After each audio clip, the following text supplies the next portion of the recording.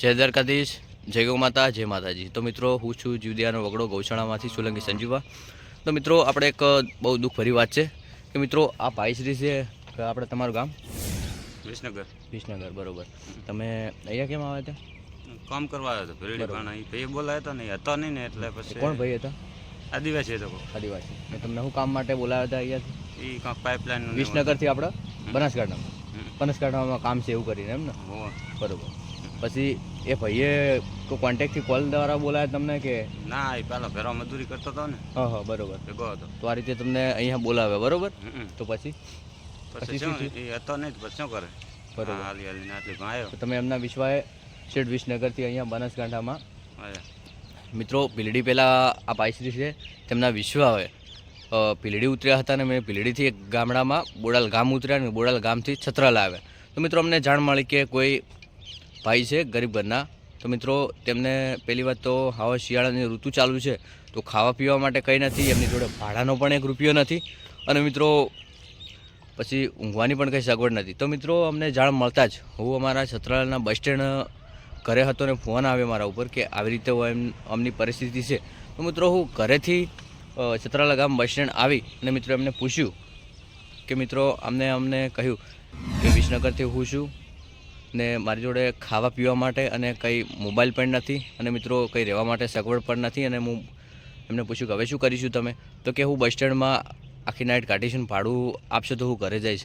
તો મિત્રો એ કાલે સાંજે અમને મળ્યા હતા। તો મિત્રો હું જીવદયાનો વગડો ગૌશાળા છત્રાલામાં લાવી એમને સૂવા માટે સગવડ અને ખાવા પીવા માટે અને મિત્રો બધી જ સગવડ આપી છે અને એમને પણ કહ્યું છે કે રહેવું હોય તો તમારે મારા ભાઈ તરીકે તમે રહી શકો છો અને તમારે જવું હોય તો હું તમને ભાડું પણ આપું છું, તો તમારા ઘર સુધી તમારે જવું હોય તો ભાડું પણ આપું છું। તો મિત્રો આવી રીતે કોઈને બનાવીને આટલા દૂરથી અહીંયા સુધી મત લાવો, કેમ કે એમના પરિવાર આખો અહીંયા સુધી આવે છે ને એક રૂપિયો પણ ભાડું નથી અને મિત્રો નાના એમને છોકરા પણ છે।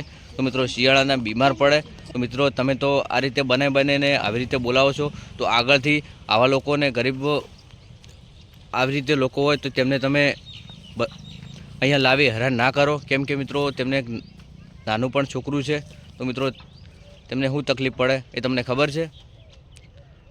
તો શું કહીશું હવે તમે? શું તકલીફ પડે? બીમાર થાય, માંદા થાય, છોકરા હેરાન થાય, ન ખા વિશ્વાસ ના આવે એમ। બરોબર, તો તમને અહીંયા કેવું લાગ્યું? ના સારું લાગે। હા, પૂરેપૂરો સપોર્ટ મળે? કમ્પ્લેટ બરોબર। તો મિત્રો એ ક્યાંના છે અને શું નામ છે એમનું એ ભાઈશ્રી જણાવશે। વિસનગર। બરોબર, ને તમારું નામ? મારું નામ સોમો। બરોબર, અમારા પૂરા પરિવાર સાથે તમે અહીંયા વિશ્વાસે આવ્યા હતા? વિશ્વાસ આવ્યા હતા। બરોબર, તો મિત્રો બે હાથ જોડીને વિનંતી છે કે આવા ગરીબ લોકોને તમે હેરાન ના કરો, કેમ કે મિત્રો એટલા દૂરથી તમે અહીંયા કામ માટે બોલાવ્યા, તમે જ કંઈ કોન્ટેક વગર અહીંયા એમને ક્યાં રહેવું? આ તો બરોબર છે, આપણો સપોર્ટ મળી રહ્યો અને મિત્રો કોઈ સપોર્ટ કરવા ના વાળું હોય તો એમના નાના છોકરાને બધા ભૂખ્યા મરે, તો આવું ના કરો। મારે ઠાકોર સોના ભાઈએ મને સપોર્ટ કર્યો, કામ કરવા આવ્યો હતો તો હેરાન થતો હતો, બસ સ્ટેન્ડથી અહીંયા લાવ્યા મને અને સપોર્ટ પણ સારો કર્યો ને હવે ભાડું પણ આપશે। બરોબર, મારે વિસનગર જવાનું। બીજું કંઈ અહીંયા ગૌશાળામાં તમને કોઈ તકલીફ રાતે નથી પડી ને? ના તકલીફ શું પડે આપણે?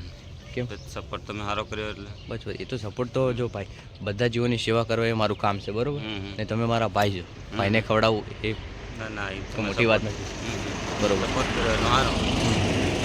કંઈ નહીં, હું ભાડું આપું અત્યારે, જો સાંજે તમે જમી જશે, અત્યારે મસ્ત જમી અહીંયાથી ગૌશાળાથી ભાડું આપું, તમારે રહેવું હોય તો છુટ્ટી ભાઈ તરીકે ને જવું હોય તો ભાડું આપું છું, બરાબર?